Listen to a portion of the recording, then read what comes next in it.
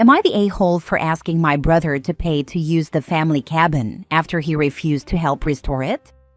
A few years ago, my 35 male grandparents passed away and left behind a beautiful but very run-down lakeside cabin.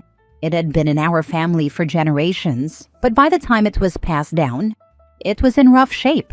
The wood was rotting, the roof leaked, and the plumbing was ancient. My parents, not wanting the hassle, offered it to my younger brother Matt, 30 male first, since he had always talked about how much he loved the place growing up. At first, Matt was excited, but when he saw the actual state of the cabin, he quickly changed his mind. The renovations would cost tens of thousands of dollars, and the upkeep was more than he was willing to commit to. He told my parents that he wasn't in a position to take on such a big project, and that it was too much work for a vacation home, so they turned to me. I thought about it for a while, and even though I knew it would be a lot of work, I loved that cabin. I spent almost every summer there as a kid, fishing with my grandpa and roasting marshmallows with my cousins. It meant something to me, so I took it. The thing is, taking ownership wasn't just signing some papers. It was years of work and tens of thousands of dollars. I had to replace the roof, reinforce the foundation, fix the plumbing, and completely redo the deck, which was one bad storm away from collapsing. It became my after-work project, but it also became a major financial commitment. Every spare dollar I had went into fixing up that place. I asked my family for help many times, whether financially or physically with labor, but no one ever did. Fast forward a few years later, and Matt reaches out, saying he and his wife want to take their kids on a summer vacation and would love to use the cabin for a week. I told him, sure, but you'll need to contribute $500 to cover utilities and general wear and tear. He flipped out. He said I was being greedy for charging family, and that grandparents wouldn't want the cabin to be a business. I reminded him that he had the chance to take ownership and chose not to because he didn't want the responsibility. Now that I've poured my time and money into making it a livable space, it's not fair for him to expect a free vacation just because we share blood. He argued that it's not like you're paying rent on it and you were gonna be there anyway. But that's not the point. If I let him stay for free, where do I draw the line? Do I have to offer it to every cousin, uncle, or second cousin twice removed who wants a weekend getaway? If Matt contributes nothing but gets free access, doesn't that mean I'm basically paying for his vacation? Now our mom is involved, saying I should do the right thing, because family helps family.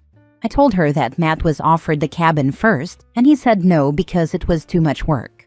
I then asked for financial or physical help, and he also refused. He didn't want to deal with the responsibilities, he just wants the benefits now that I've taken on all the costs. Matt hasn't spoken to me since, and our mom keeps telling me I'm being unfair. Am I the a-hole for expecting him to chip in, or is he just entitled? Now for the top comments. Not the a-hole. Matt didn't contribute. Mom didn't contribute. So between them, they have zero say, and you should have zero Fs to give. You're absolutely right. Matt and my mom had their chance to contribute, and they chose not to. Now that the hard work and costs are behind me, it's only fair that they respect the effort I've put in. Actually, OP, it's your cabin. Change the locks and take it off the table. A good friend of mine is going through this, and it's a thankless job. If your brother wants to use the cabin, he can buy half the investment you put in, time and materials, and set up a small corporation that shares all of the expenses equally. You're right. Once you start sharing it, it all goes downhill from there. Remember, no good deed goes unpunished. Charging them is the right thing, not the a-hole. It's about fairness and respect for the time, money, and effort I've invested, in my opinion. If they want to enjoy the cabin, they should contribute. Thanks for seeing it that way too. Next story. Am I the a-hole for telling my dad and extended family I want to be more than dad's mistake he made after his wife died? I, 18 male, was raised by my dad on his own. My mom didn't want to raise me, and she still doesn't want a relationship. Yes, I reached out to find out. Her family doesn't even care. My dad was widowed for about 2 years when he and my mom had a fling, and I was the result. My dad had 2 kids from his marriage. They were 11 and 9 when I was born, and they hated the situation. I get it. They had only lost their mom 3 years before, but they took it out on me. They always said I was a mistake my dad made, and that they couldn't believe he had a kid with someone who wasn't their mom. The oldest expressed a lot of disgust toward me for my existence.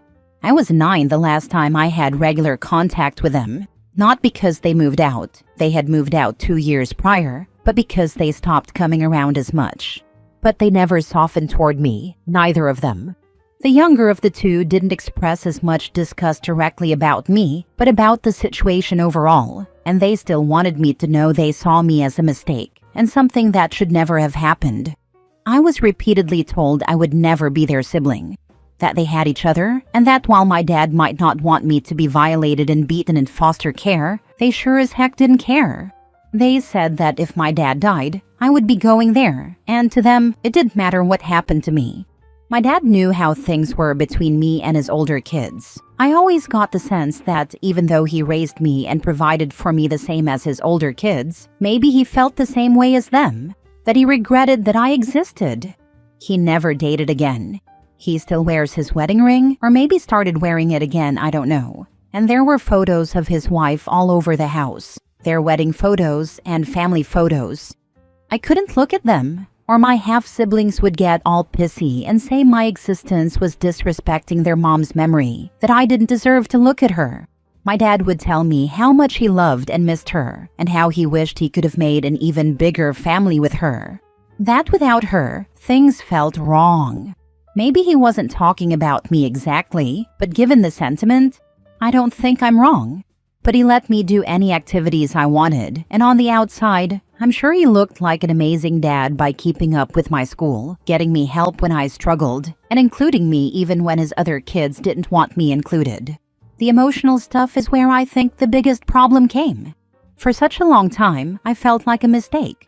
My whole being felt like I was just the mistake my dad made after his wife died. Then I started dating my girlfriend 2 years ago, and her family was amazing to me. They took an interest in me and wanted to know about my family life. One of her siblings knew my half-siblings and admitted they never even knew they had a younger sibling.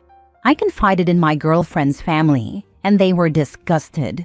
Her parents have spent over a year telling me, again and again, that I deserved better, that I never deserved to be told or treated like I'm a mistake, that my dad's actions are not my fault.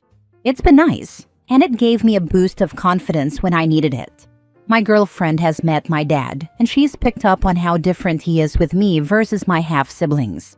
Like me, she can see that he provided for me physically, but she said it felt so cold, and I guess that's how I felt. I turned 18 a couple of months ago and moved in with my girlfriend and her family so I could finish high school somewhere less cold. Because it was so close to Christmas when I moved in, it was a controversial move. My extended family told me that leaving my dad before Christmas to have an empty nest was cold, and when I chose to spend Christmas with my girlfriend and her family, my extended family accused me of lacking appreciation for everything my real family had done for me. My dad didn't say anything until a week ago when he asked me why I was arguing with his family. He told me he didn't think I should disrespect my grandparents or aunts and uncles like that. I ended up asking to see them all in one place, and I went to my grandparents' house on Friday, where I basically opened up about everything and told them I was tired of being made to feel like a mistake. I said I wanted to be more than my dad's mistake after his wife died, and my girlfriend and her family give me that. They treat me like I'm more than that.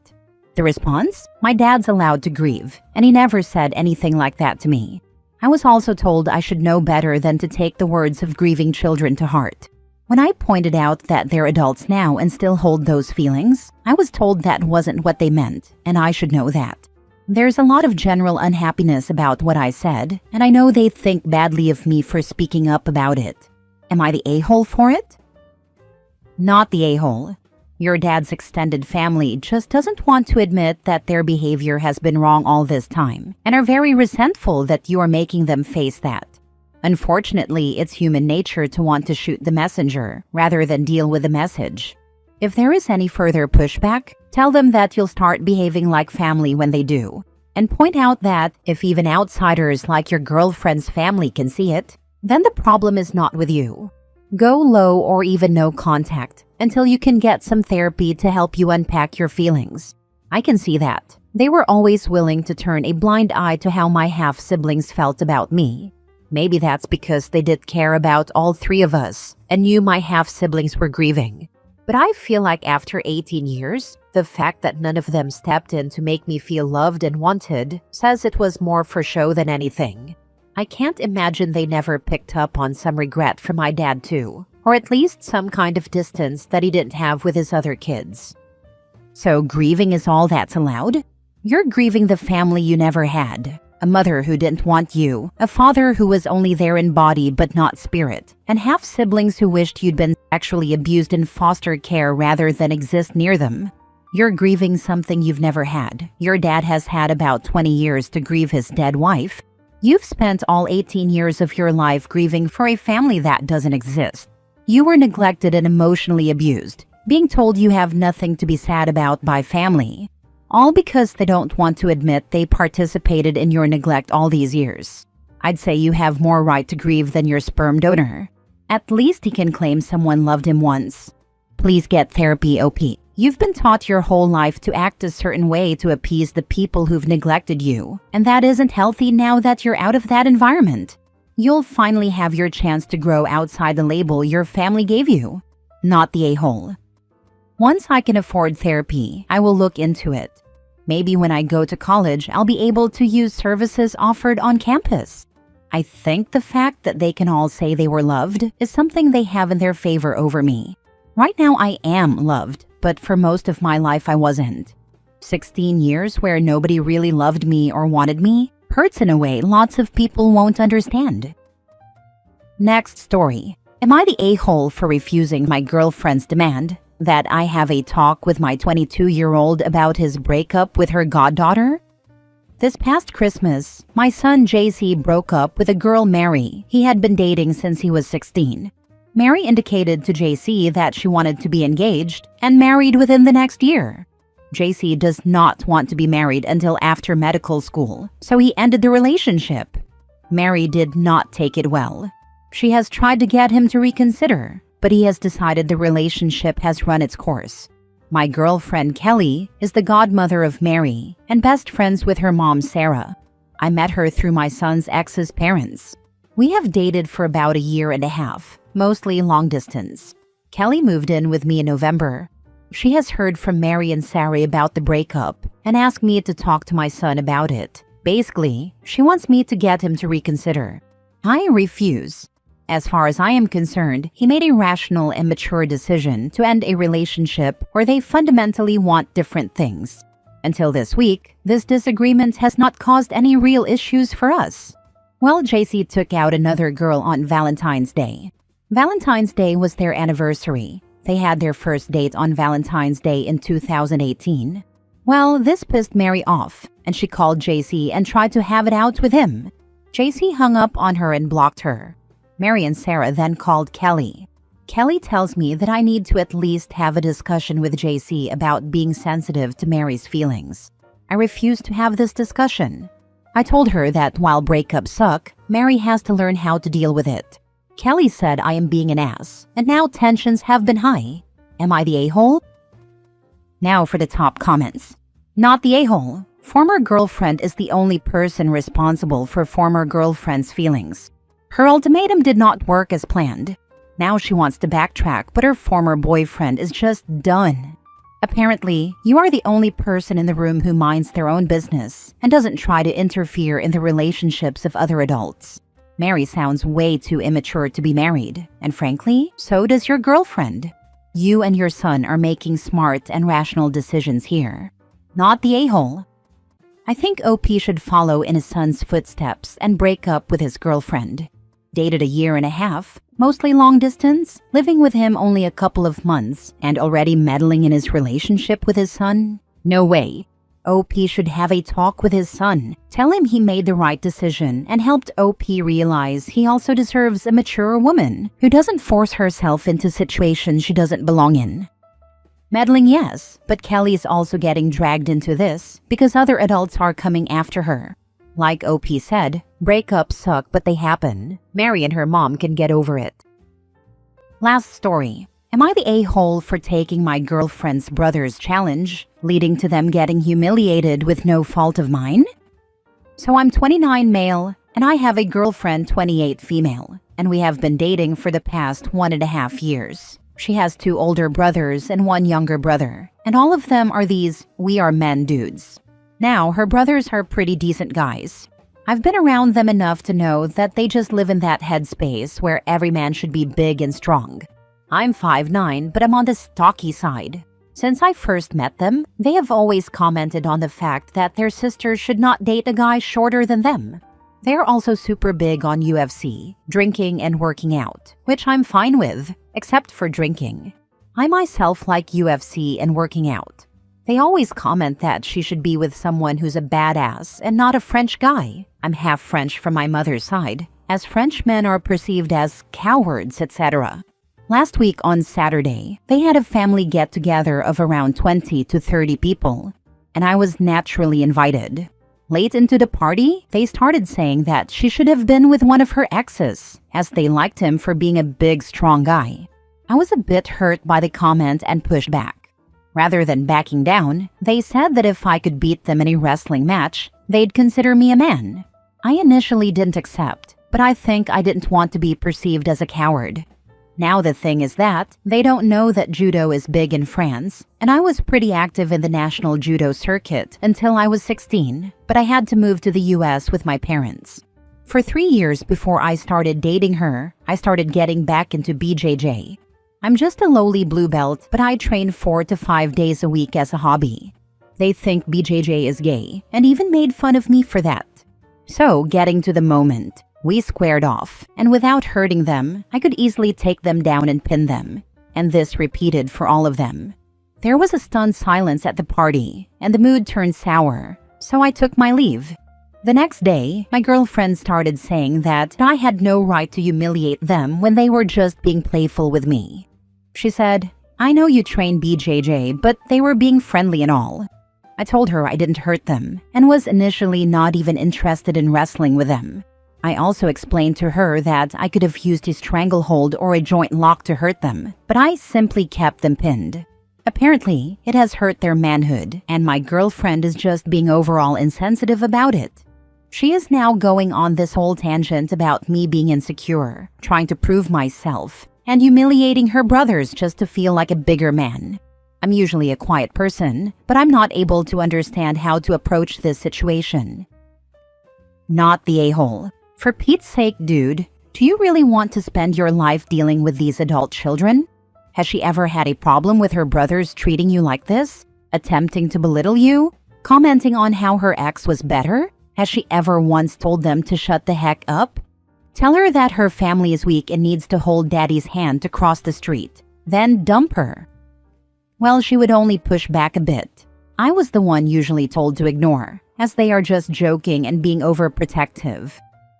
Guess what? Your girlfriend is just as much of a raging douchebag as her brothers.